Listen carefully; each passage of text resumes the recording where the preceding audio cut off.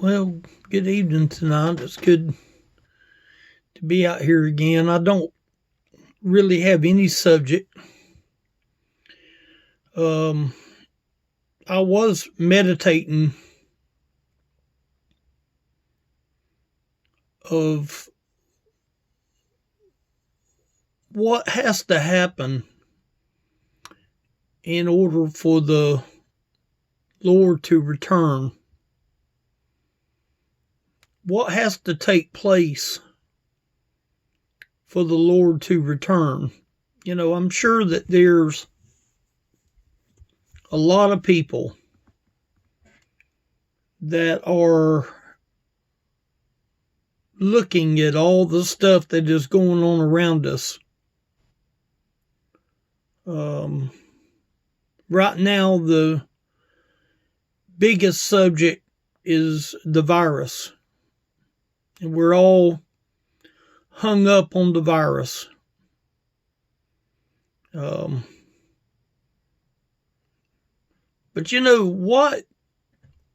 what has to happen in order for Jesus to come and get his children?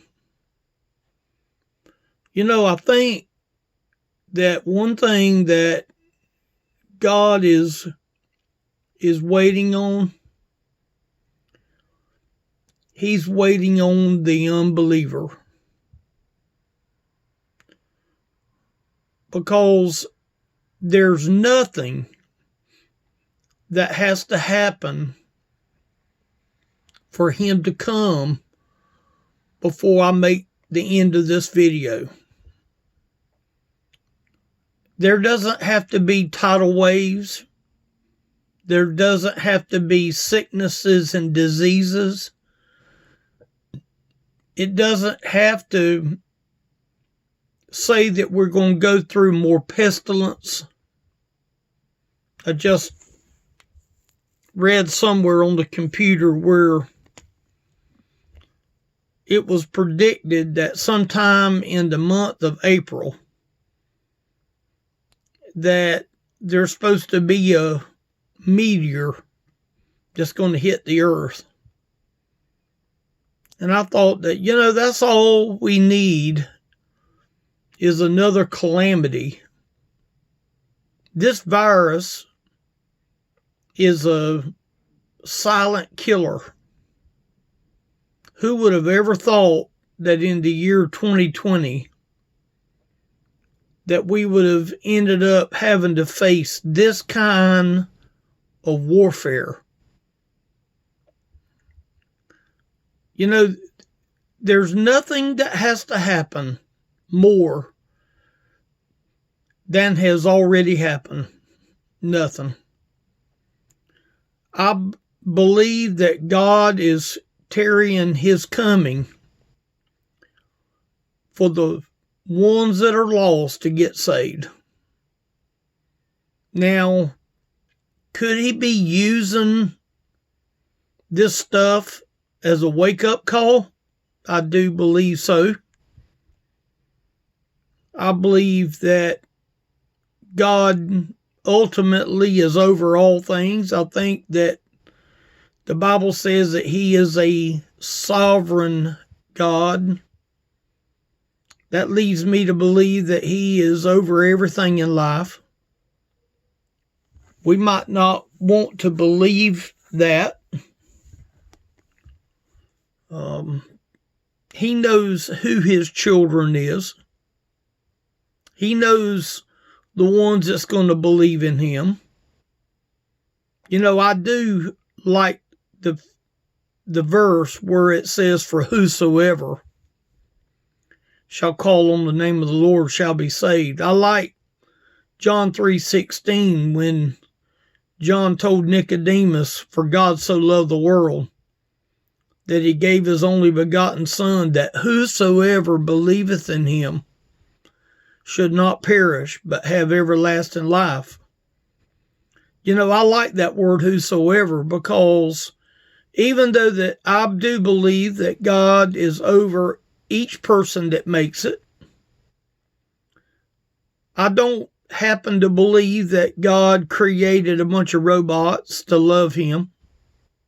I can't make somebody love me. I don't care how close they are.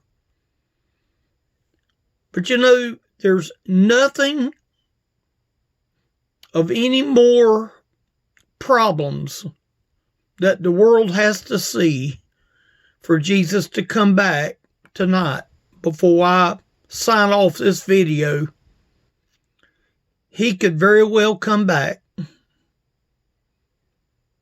And I believe the Bible tells me to just be ready to live my life in a way that would be pleasing to him.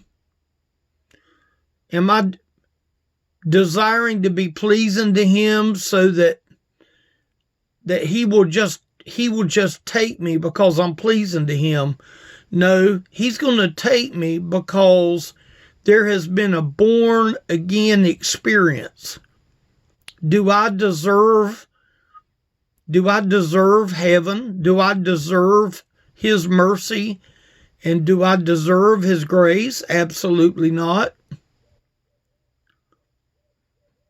But nothing has to happen. No more floods, no more killings, no more sicknesses, no more diseases, no more fires, no more trouble, no more wars, no more rumors of wars. In the book of Matthew, it's basically when you get over in chapter 24, I believe it is, that's really talking about 7 years after the rapture. That's in the tribulation time. But, even the Bible says all these things that is going to happen, that there's going to be wars and rumors of wars. Everybody that reads that says, aha, right there's evidence that the return of the Lord is coming. The return of the Lord is coming. No, he could come tonight. And the only thing that he's waiting on is for people to know him. Now, there's a verse that I just opened up my Bible and I looked at the very first verse that was checked. I wrote a check down here on this verse. I don't know when I did it. It don't have no date of when I did it. But listen to verse number 21 in Matthew chapter 7. Now this is where Jesus was talking 110 verses on the Sermon on the Mount. And he's at chapter 7, and he's at verse 21 right here. That's the only verse that I looked at when I came out here. Not everyone that saith unto me, Lord, Lord, shall enter into the kingdom of heaven, but he that doeth the will of my Father which is in heaven. So what is the will of the Father? The will of the Father is he wants man to be saved. He wants man to be born again. And he says right here in this one verse, not everyone that saith unto me, Lord, Lord. See, you can say the Lord's name over and over and over again. That doesn't mean you're saved. Not every one that saith unto me, Lord, Lord, shall enter into the kingdom of heaven, but he that doeth the will of my Father which is in heaven. Now, a lot of people's going to go and say, well, you got to earn and you got to work for heaven. Well, the Bible does say to work out your salvation with fear and trembling. That's not what he's referring to far as us working for our salvation, because you can't work for it. Ephesians 2:8-9 tells us, for by grace are ye saved through faith, and that not of yourselves, it is a gift of God, not of works, lest any man should boast. See, we could look at this verse and say, aha, that means we got to work out our salvation, that we won't go because we don't do the will of the Father which is in heaven. You know what the will of the Father is? For man to be saved. Now, can God use someone after they get saved to do marvelous things for the Lord? Absolutely. But he says right here in this verse, but he that doeth the will of my Father. What is the Father's will? Well, the Father's will is for the Christian to win souls. Proverbs 11:30 tells us he that winneth souls is wise. How many people do you think is going to make it to heaven and they're going to walk into heaven empty-handed? They're going to enter into heaven empty-handed. There's going to be a lot of people that's going to enter into heaven with nothing in their hand. They didn't witness. They didn't tell nobody about the Lord. They didn't win no one to Jesus. And they're going to stand before the Lord empty-handed.